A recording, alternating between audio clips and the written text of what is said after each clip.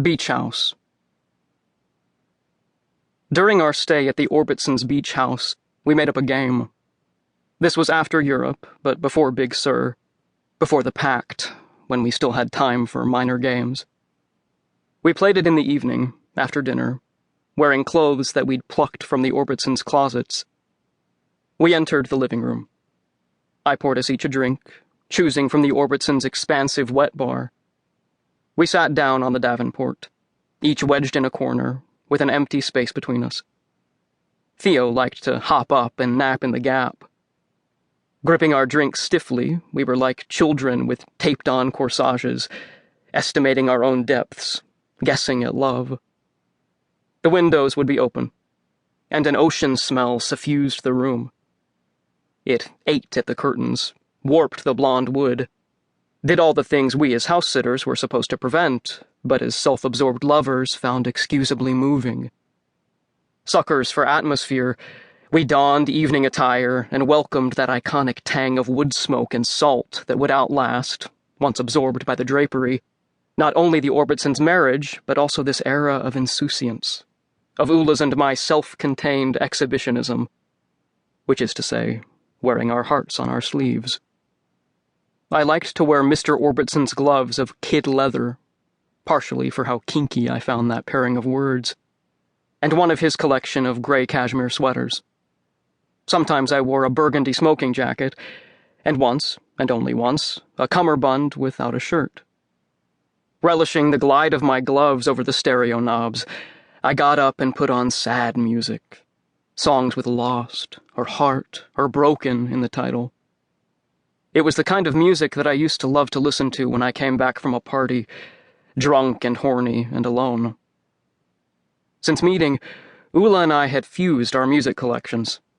She gently steered me away from hardcore, that shit makes my nipples hurt, and introduced me to Massenet.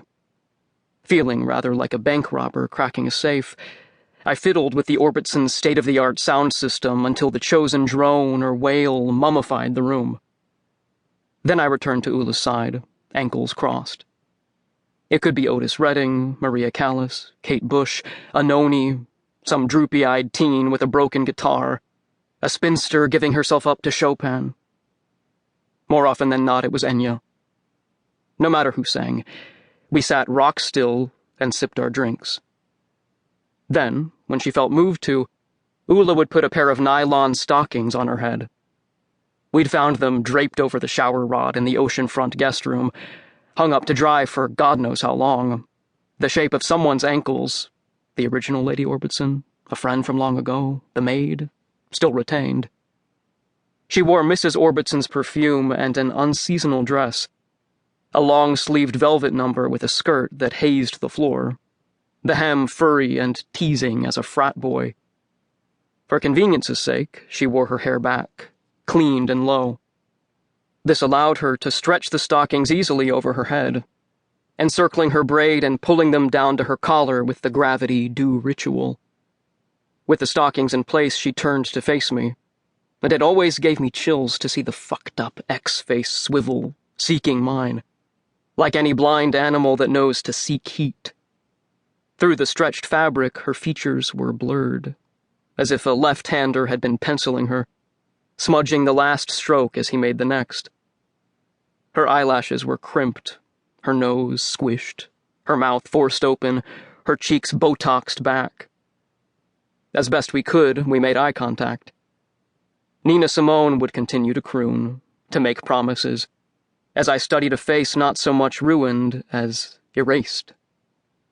We would take turns wearing the stockings, swapping after every song. When I wore the nylons, I felt like I was underwater. The living room looked ghostly through my tight beige veil. Oola like the silvery streak on a photograph labeled paranormal. I liked being looked at without being seen. The floor dropped away. Marianne Faithfull started to slur. The atmosphere was violinish. My sit bones turned numb as I tried not to move, to fix Oola's mouth, a pink postage stamp, in my sight. She could have been anyone as she sat there. My grandmother or my first true love, a fine, feminine smear. We played this